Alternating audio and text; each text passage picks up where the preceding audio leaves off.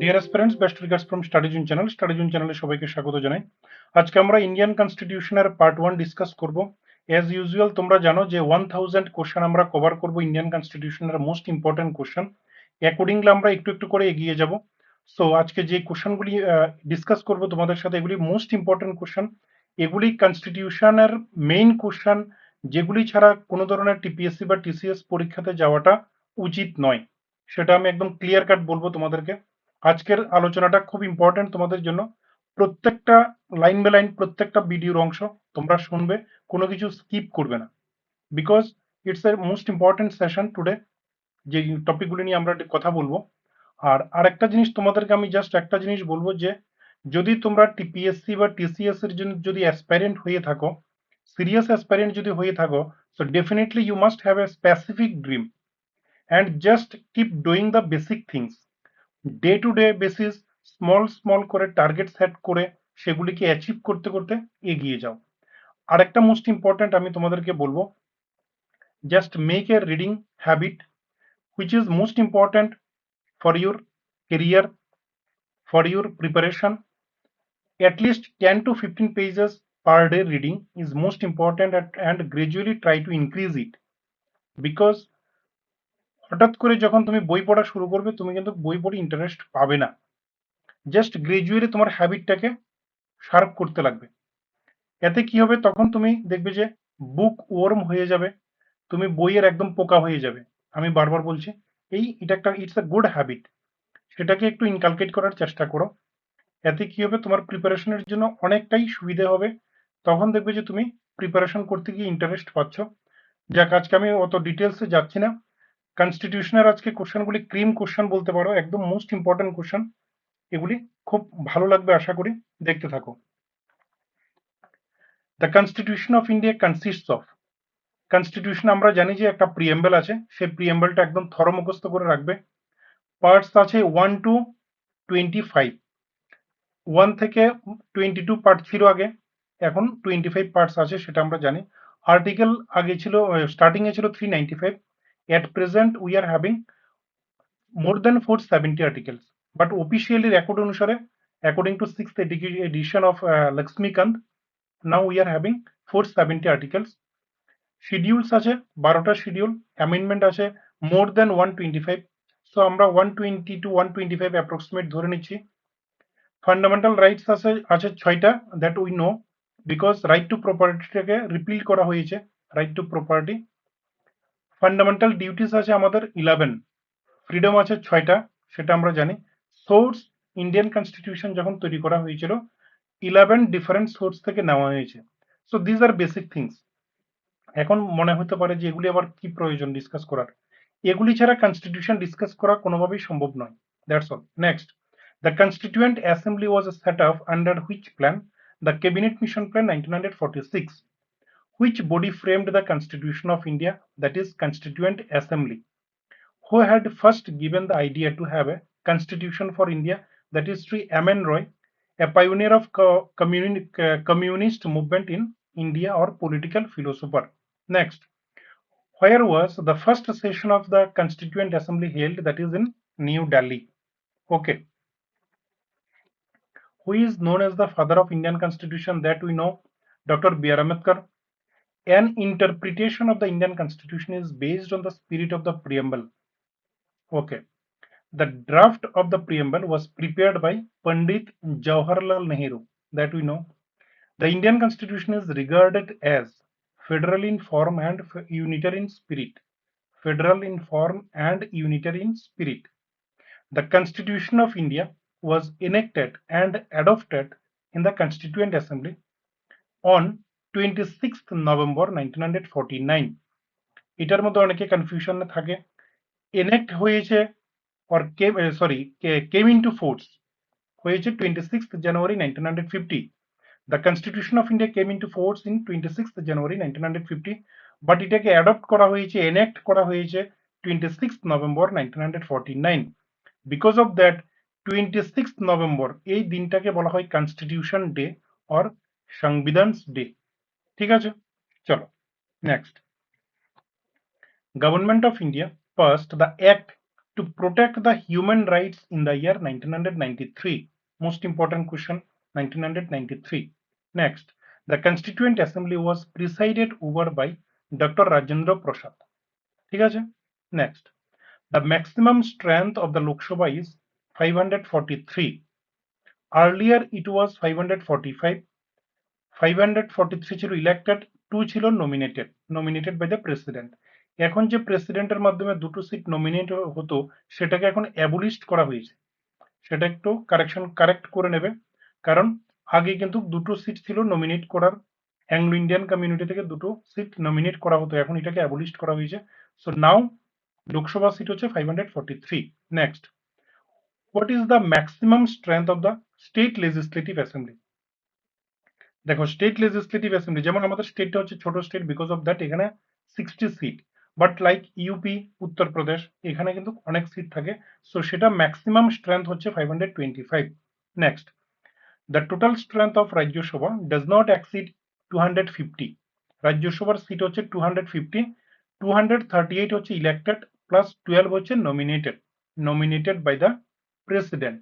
Okay, next, how many members can be president of India nominate to the Rajya Sabha and Lok Sabha? রাজ্য সভাতে বললাম 12 জন, লোকসভাতে আগে 2 জন ছিল, এখন 0। ঠিক আছে?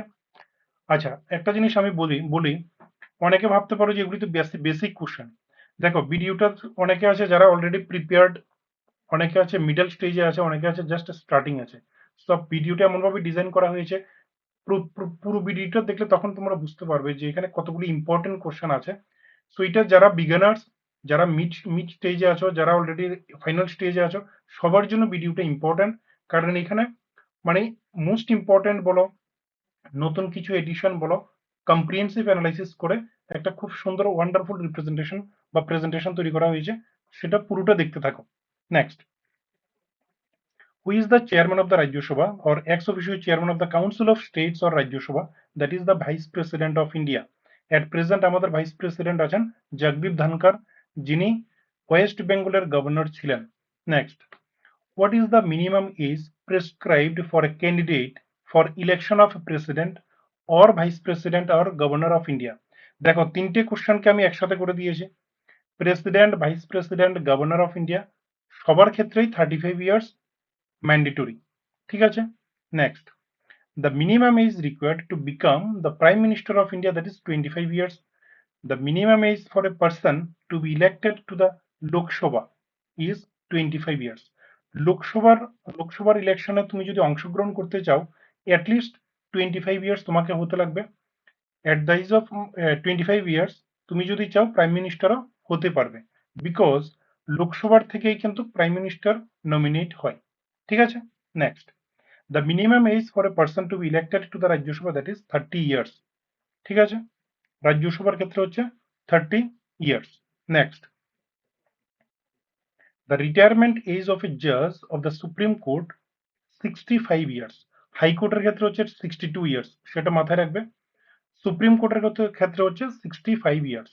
Next, the custodian of the Indian Constitution is Supreme Court. ভারতের সংবিধানটা কার কাস্টডিতে আছে? ডেফিনেটলি সুপ্রিম কোর্টের আন্ডারে। কনস্টিটিউশন যদি কোথাও কোনো ভায়োলেট হয়, ডেফিনেটলি তুমি লিগ্যাল অ্যাকশন নিতে পারবে through the help of supreme court. Next, the supreme court of India upheld that RTI was applicable to the office of the Chief Justice of India. ঠিক আছে? The Supreme Court of India upheld that RTI, Right to Information Act, right two information যেটা, সেটা applicable কোথাকার, মানে কার ক্ষেত্রে? Chief justice of India. Supreme কোর্টের যে chief justice, ওনার ক্ষেত্রেও রাইট টু ইনফরমেশনটা এলিজিবল অর অ্যাপ্লিকেবল। ঠিক আছে? অনেকে ভাবতে পারো যে chief justice of supreme court, উনি যদি একটা রং জাজমেন্ট দিয়ে দেন, ওনার এগেনস্টে কোনো ধরনের ইনভেস্টিগেশন করা যাবে না, কোনো ধরনের আরটিআই করা যাবে না। No, it's totally wrong. ভারতের সংবিধানের বিউটি হচ্ছে এটা, ইন্ডিয়ান জুডিশিয়াল সিস্টেমের বিউটি ইজ লাইক দ্যাট, যে সুপ্রিম মানে কোর্টের যে চিফ জাস্টিস, উনিও যদি কোথাও যদি কোনো ধরনের পার্সিয়ালিটি করেন, you can file an RTI, you can file RTI because you want to know the মানে facts and figure that on the basis of what reason such type of judgment has come out. ঠিক আছে, next. The preamble to the constitution declares India as sovereign, socialist, secular, democratic and republic. এর জন্য আমি বলি যে প্রিএম্বলটাকে একদম thorough মুখস্থ করে নেবে। Next, the parliament of India is composed of the president, Rajya Sabha and Lok Sabha. ঠিক আছে, মোস্ট ইম্পর্টেন্ট কোশ্চেন, অনেকবার এসেছে এটা টিপিএসসি পরীক্ষাতে। Next, the constitution of India is partly rigid and partly flexible. This is a salient feature of Indian constitution. Almost 17 salient features আছে, এগুলি তোমাদেরকে পড়তে লাগবে এবং ডিটেলস গুলি পড়তে লাগবে। টিসিএস মেইনস পরীক্ষার জন্য মোস্ট ইম্পর্টেন্ট, টিপিএসসির জন্য শর্ট নোট আসে। Next, the right to vote granted to the Indian citizens is a political right. Right to vote, আমরা যে বলি যে আমার ভোট দেওয়া, এটা আমাদের কি পলিটিক্যাল রাইট। ঠিক আছে, next, we borrowed the concept of directive principles of state policy from the constitution of Ireland. ঠিক আছে, আয়ারল্যান্ড থেকে আমরা directive principles of state policy সেই টপিকটা আমরা নিয়ে এসেছি কোত্থেকে, আয়ারল্যান্ডের কনস্টিটিউশন থেকে। Next, the fundamental rights was described by Dr.B.R.Ambedkar as the heart and soul of the constitution, that is right to constitutional remedies under article 32 to 35, under article 32 to 35. Next, the ultimate power of alteration of the name of any state in India has been vested by the Constitution of India to the Parliament of India. তুমি যদি কোনো ধরনের একটা স্টেটের কোনো নামটা change করতে চাও, টেরিটরি, হ্যাঁ, যে কোনো কিছু যদি রিশাফেল করতে চাও, অল্টার করতে চাও, সেই ডিসিশনটা কে নেবে, পার্লামেন্ট অফ ইন্ডিয়া। তোমাকে লোকসভাতে নিয়ে আসতে হবে, তারপরে লোকসভাতে সেটা ডিসকাস হবে, ডিফারেন্ট প্রোটোকলের মাধ্যমে সেটা ফাইনাল একটা ডিসিশন হবে।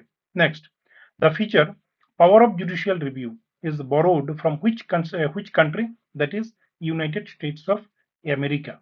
ঠিক আছে, next, the words procedure established by law in article 21 means a law which is reasonable, fair and justifiable. ঠিক আছে, আর্টিকেল 21 কিন্তু আবার right to live, right to personal liberty এটাও বুঝায় বা ডিনোট করে। নেক্সট,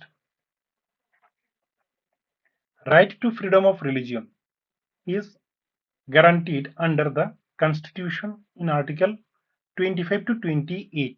আমরা জানি যে আমাদের 6টা রাইটস আছে, সেই 6টা রাইট কি কি, এগুলি একদম থরো রাখবে প্রত্যেকটা আর্টিকেল সহ।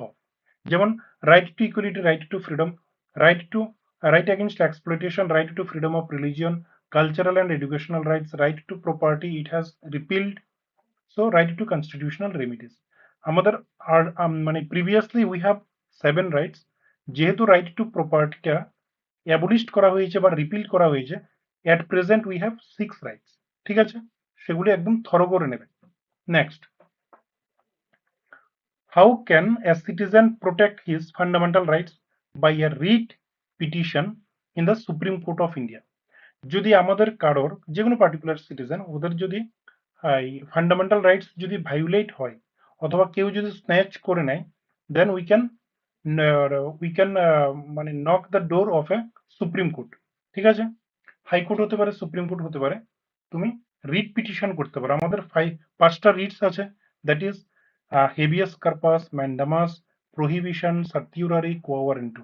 ঠিক আছে, আমাদের 5টা রিট আছে। সেই 5টা রিটস এক একটা এক এক ক্ষেত্রে অ্যাপ্লিকেবল হয়, সেটা আমি যখন একটু ডেসক্রিপটিভ ডিসকাস করব তখন সেই একটা আলাদা ভিডিও করে দেবো। Next, the directive principles of state policy are incorporated in part 4 articles 36 to 51. ঠিক আছে, the directive principles of state policy are incorporated in part 4 articles 36 to 51. Next, fundamental duties were incorporated in the Constitution of India by the 42nd Amendment Act 1976, part 4A, article 51A. Most important fundamental duties, আমাদের fundamental duties আছে কয়টা, 11টা fundamental duties আছে আমাদের, সেগুলি কিন্তু একদম মুখস্থ রাখবে। কেননা এটা বিভিন্ন পরীক্ষাতে আসে। অনেক সময় তোমাদের এমসিকিউ হিসেবে অপশনে দেয়, টিসিএস বলো, টিপিএসসি এর প্রিলিমসে বলো, ধরো 4টা অপশনের মধ্যে 3টে থাকবে ফান্ডামেন্টাল ডিউটিস, একটা অন্য কিছু একটা দিয়ে দেবে, বলবে যে কোনটা ফান্ডামেন্টাল ডিউটিস নয়। So you need to identify which one is not under fundamental duties. Okay, next fundamental duties were, okay সেটা তো বললাম পার্ট 4 এ under article 51 A. Okay, next Tripura Tribal Areas Autonomous District Council is functioning under 6th schedule of our constitution. 6th schedule of our constitution. আচ্ছা, একটা point মনে হয় আমি একটু ডিসকাস করতে ভুলে গেছি। কোথায় ছিল আমাদের? 1 মিনিট। ওকে, নেক্সট আমি পরে এটা বলবো। চলো, সো এই যে ত্রিপুরার যে টিটিআইডিসি, এটা কোন শিডিউলের আন্ডারে কাজ করছে? 6th schedule of our constitution. Next, Panchayati Raj institution consist of, Panchayati Raj institution consist of, এই প্রশ্নটা টিপিএসসি মিসসেলেনিয়াস এর জন্য most important. So panchayat Raj institution consist of ন্যায় পঞ্চায়েত, গ্রাম সভা এন্ড গ্রাম পঞ্চায়েত। ঠিক আছে, ন্যায় পঞ্চায়েত বা ন্যায্য পঞ্চায়েত বলে এটাকে, ন্যায় panchayat, gram sabha and gram panchayat. Next, which part of the constitution directs the state to establish panchayati raj institutions in the country? That is the directive principles of state policy. Directive principles of state policy direct করে দেয় যে কোনো একটা particular স্টেটকে যে তোমার স্টেটের মধ্যে পঞ্চায়েতি রাজ ইনস্টিটিউশনটাকে establish করতে লাগবে, ক্লিয়ার কাট বলে দেয়। দ্যাট মিনস ডাইরেকশন দিয়ে দেয়। ঠিক আছে, next, under which article of Indian constitution there is provision for reservation of seats for scheduled caste and scheduled tribes in panchayat level?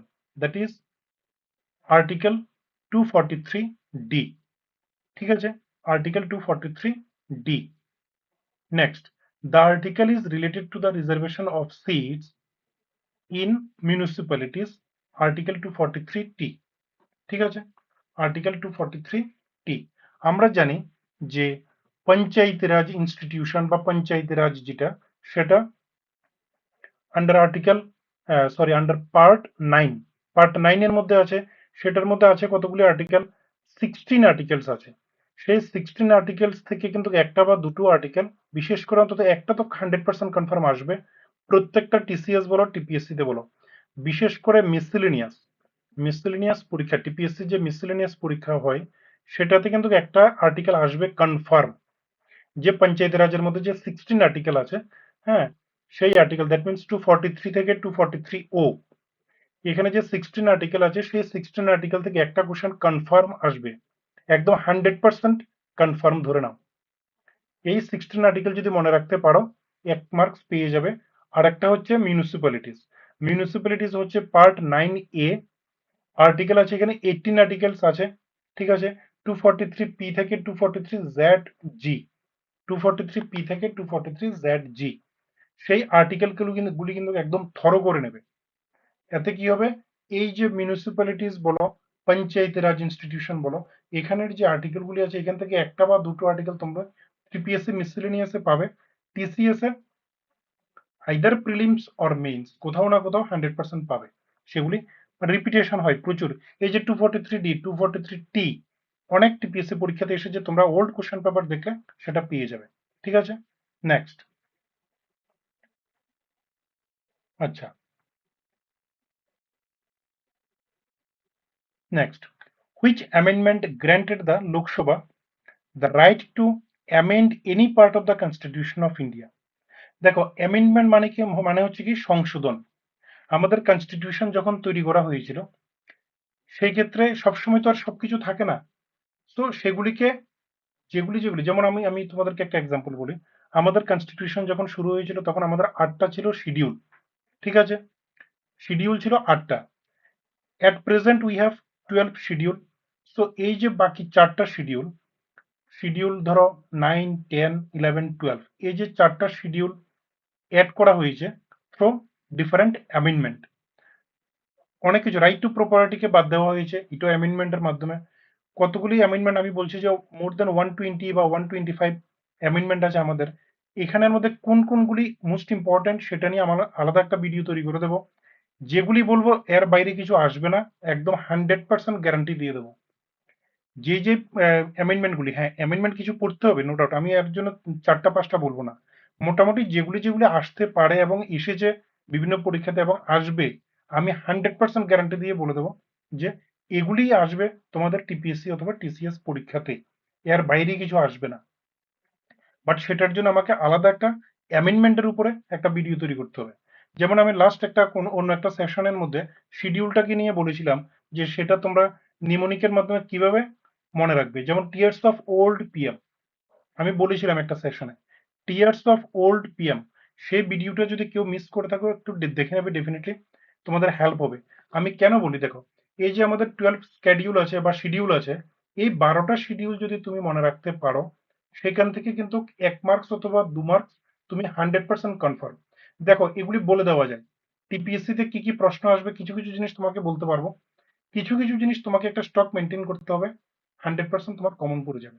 যেমন শিডিউল থেকে একটা আসবে, আর্টিকেল থেকে একটা বা দুটো আসবে বা বেশিও আসতে পারে, অ্যামেন্ডমেন্ট থেকে একটা আসবে, ঠিক আছে, ডিফারেন্ট পার্টস থেকে আসতে পারে, মিউনিসিপ্যালিটি বা পঞ্চায়েতি রাজ এইটা থেকে একটা বা দুটো আসতে পারে।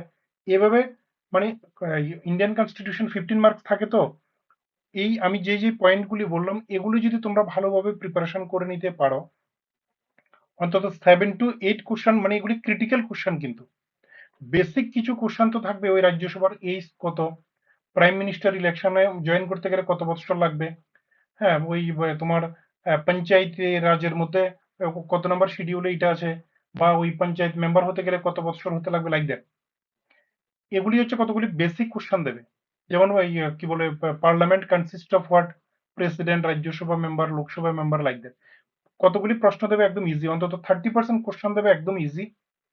বাকি যে 70% এর মধ্যে 40 to 50% দেবে হচ্ছে একটু টাফ, বাকি 30% দেবে মিডল স্টেজ, মানে মডারেট দেবে, ঠিক আছে। তো অ্যাকর্ডিংলি তুমি যদি নিজেকে তৈরি আমি যে যে পার্টগুলি বললাম, দেখো কনস্টিটিউশনের মধ্যে একটু ক্রিটিক্যাল পার্ট হচ্ছে কি, আর্টিকেল, শিডিউলগুলি মনে রাখা, amendment, different parts, different source, হ্যাঁ, আর বাকি ধরো ফান্ডামেন্টাল ডিউটিস, ওই ডিফারেন্ট রিটস, তারপরে ধরো ফান্ডামেন্টাল রাইটস, তারপরে 6টা ফ্রিডম আছে আমাদের, যে ফ্রিডমগুলো আমি একটু আগে বললাম, 6টা ফ্রিডম কি কি ছিল আমি জাস্ট একবার রিমাইন্ড করে দিচ্ছি, যে right to freedom of speech and expression, right two assemble peacefully or peacefully and without arms, right to form associations or unions or cooperative societies, right to move freely throughout the territory of India, right to reside and settle in any part of the territory of India, right to practice any profession or to carry on any occupation, trade or business। একদম thorough করে নেবে 6টা freedom. As a citizen আমার কি কি freedom আছে সেটা অন্তত আমার জানা উচিত, অনেকে সেটা জানেই না, ঠিক আছে। Right to freedom of speech and expression, আমি কথা বলার অধিকার আছে আমার, অনেকে কথা ভয়ে কথা বলতে চায় না। তো যখন তুমি সংবিধানটা জানবে তখন তুমি, বাট ডেফিনেটলি সেটা রেলিভেন্ট টপিক নিয়ে কথা বলতে হবে, সেটা নিয়ে তুমি এমনিতে কথা বললে তো সেটা কেউ শুনবে না, লাইক দ্যাট। চলো আমি লেন্দি করব না, যেটা আমি বলছি যে কনস্টিটিউশনটাকে তোমরা যখন পড়বে, যদি একটা কনক্রিট আইডিয়া নিয়ে, ক্লিয়ার কাট একটা আইডিয়া নিয়ে যদি না পড়ো, তাহলে কিন্তু তোমরা পড়ে ইন্টারেস্ট পাবে না, সেটা একটু মাথায় রাখবে। কেন আমি বলছি, যে যে পার্টগুলি আমি বললাম, এই ক্রিটিক্যাল পার্টগুলি, তারপর বেসিক পার্টগুলি, এগুলি যদি তোমরা মানে কমপ্লিট করে নাও, তখন কনস্টিটিউশনাল মানে বাইরে থেকে কোনো কোশ্চেন আর আসবে না, উইদিন যেগুলি যেগুলি পড়েছো সেগুলির মধ্যেই কিন্তু কনস্টিটিউশনাল প্রশ্নগুলি হুবহু কমন পড়ে যাবে। আর একটা আমি মিসিং করেছি, সেটার উপর আলাদা একটা ভিডিও নিয়ে আসবো। পঞ্চায়েতি রাজের উপরে অনেকগুলি বডি আছে, যেমন বলবন্ত রায় মেহতা কমিটি, ঠিক আছে, তারপরে অশোক মেহতা কমিটি, এরকম এরকম 5-6টা কমিটি আছে। সেই কমিটির গুলি থেকে একটা বা দুটো কোশ্চেন আসে টিপিএসসি মিসলেনিয়াস এর ক্ষেত্রে, বিশেষ করে সেইটার উপরে আমি আলাদা একটা ভিডিও তৈরি করে দেবো, একদম খুব ক্লিয়ার কাট একটা আইডিয়া দিয়ে দেবো, এগুলি শুনবে, পড়ে যাবে, 100% কমন করবে, দ্যাটস অল। আচ্ছা আমি যেটা বলছিলাম যে এই যে লাস্ট একটা সেশন আমি ডিসকাস করেছিলাম যে tears of old PM, just 1 minute একটু রিপিট করে দিচ্ছি। টিয়ার্স অফ ওল্ড পিএম, সেটা দিয়ে আমরা 12টা যে আমাদের শিডিউল আছে সেগুলি আমরা মনে রাখতে পারি। কিভাবে? Tears, TEARS, T for territories, E for emoluments means salary of VIP, A for affirmation, R for Rajya Sabha, allocation of seats of Rajya Sabha, S for scheduled areas, ঠিক আছে? তো এ হয়ে গেল টিয়ার্স, তারপর হচ্ছে tears of, OF of, of means other areas, F means federal structure, federal স্ট্রাকচারের মধ্যে তিনটে লিস্ট আসে, union list, state list and concurrent list. তারপরে হচ্ছে tears of old, OLD, old, old means O দিয়ে হবে অফিসিয়াল ল্যাঙ্গুয়েজ, 22টা language আছে আমাদের regional language. L for land reforms, D for defection laws, that means anti defection law. তারপরে হচ্ছে PM, P for panchayat, M for municipality. তুমি তোমাদের মতো করে একটু মিলিয়ে নেবে। টিয়ার্স অফ ওল্ড, পিএম, এটা যদি মনে থাকে তোমাদের 12টা শিডিউল মনে থাকবে। 12টা শিডিউল যদি মনে রাখতে পারো 100% তুমি 1 মার্কস বা 2 মার্কস পেয়ে যাবে। ঠিক আছে, নেক্সট, নেক্সট আমরা কোথায় ছিলাম? ওকে,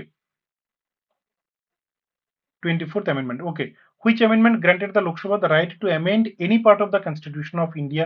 That is 24th amendment. Okay, the provision in the preamble that confers adult citizens with the right to vote is called democracy or political right. ঠিক আছে, next, articles of the Constitution of India directs the state to organize and establish village panchayat in India, that is article 40. Next, Balwant Rai Mehta committee suggested that the structure of Panchayati Raj should consist of three-tier system. Most important question, এটার উপরে একটা প্রশ্ন আসে মিসসেলেনিয়াসে, মিলিয়ে নেবে তোমরা। Three tyre system, এই রিকমেন্ডেশনটা দিয়েছে কে? বলবন্ত রায় মেহতা কমিটি। থ্রি টায়ার সিস্টেমটা কি? Village, block and district level. ঠিক আছে, তিনটে টায়ার। হ্যাঁ, টায়ার ওয়ান হচ্ছে ভিলেজ লেভেল, দেন ব্লক লেভেল, দেন ডিস্ট্রিক্ট লেভেল। ঠিক আছে, ভারতবর্ষের কিছু কিছু স্টেটে আছে টু টায়ার সিস্টেম, কিছু কিছু স্টেটে আছে থ্রি টায়ার সিস্টেম, সেটা তোমাদেরকে জানতে হবে। Most important and interesting thing. Next, interstate council is formed by the president. Interstate council is formed by the president. Next, India celebrated its 73rd constitution day. India celebrated its 73rd constitution day in 2022. মাথায় রাখবে, আমাদের 2000 মানে 2022 তে আমরা যে ইয়েটা মানে constitution data celebrate করেছিলাম সেটা ছিল 73rd। 2023 নভেম্বর মাসের 26th নভেম্বর যেটা আসবে সেটা হবে 74th। সেটা কিন্তু একটু মাথায় রাখবে, আমাদের কনস্টিটিউশন ডে কিন্তু 26th নভেম্বর। এটাকে সংবিধান দিবস বা সংবিধানের দিন এরকমও বলা হয়। ঠিক আছে, সো চলো, সো আজকে এতটুকু আমরা ইয়ে করলাম, ডিসকাস করলাম। যদি কন্টেন্ট গুলি ভালো লাগে ডেফিনেটলি লাইক করবে, শেয়ার করবে। আর স্টাডিজুন চ্যানেলে যে প্রথম আসবে ডেফিনেটলি সাবস্ক্রাইব করে নেবে। খুব কোয়ালিটি কন্টেন্ট পাবে, সেই অ্যাসিউরেন্স আমরা দিচ্ছি, 100% অ্যাসিউরেন্স আমরা দিচ্ছি তোমাদেরকে। কোয়ালিটি কন্টেন্ট পাবে, যতগুলি ভিডিও করব তোমাদের জন্য যেন উপকারে লাগে, তোমাদের যেন হেল্প হয়, এর জন্যই করব। প্রিলিমস ক্র্যাক করা কোনো ম্যাটার নয়, মেইনসের জন্য আমি একটা জিনিস সবাইকে বলি, বারবার বলি, বই পড়া ছাড়া দ্বিতীয় কোনো বিকল্প নেই। কোনো পার্টিকুলার দেখো, যে কোনো কোচিং সেন্টারে যেতে পারো, যে কোনো কোচিং সেন্টারে যেতে পারো, নোটস পড়তে পারো, কোনো লাভ হবে না, তোমাকে কিন্তু বই পড়তে হবে। Reading habit is most important. আমি এর জন্য বলি প্রত্যেক দিন অ্যাটলিস্ট 10 to 15 পেজ বই পড়া হ্যাবিট তৈরি করো, যদি তুমি টিপিএসসি বা টিসিএস ক্র্যাক করতে চাও। প্রত্যেকদিন ছোট ছোট করে মানে টার্গেট সেট করো, সেটাই একটা সময় গিয়ে দেখবে যে অনেক বড় আকার ধারণ করবে। সো ডেফিনেটলি তোমরা সেরকম ভাবে এগিয়ে যাও। কারোর যদি কোনো কোয়েরি থাকে ডেফিনেটলি আমাকে কমেন্ট করবে। আর যারা আমাদের নতুন চ্যানেলে ইস্যু আসবে, যারা জেনুইন সিরিয়াস অ্যাসপাইরেন্টস, আমাদের টেলিগ্রাম চ্যানেল লিংক দেওয়া থাকবে, সেখানে জয়েন করে নেবে। কোনো ধরনের যদি ইয়ে লাগে, তোমাদের যদি কোয়েরি থাকে ডেফিনেটলি তোমরা কমেন্ট করে জানাবে। ইররিলেভেন্ট কমেন্ট করবে না প্লিজ, কারণ কারোর অত সময় নেই যে তোমাদের আননেসেসারি আর ইররিলেভেন্ট কমেন্টের আনসার দেবে। বাট জেনুইনলি যদি তোমাদের কোনো কোয়েরি থাকে, জানতে চাও, ডেফিনেটলি তোমরা ইয়ে করবে, সে আমি সময় করে ডেফিনেটলি তোমাদেরকে ট্রাই করব সেটা রিপ্লাই দেওয়ার জন্য।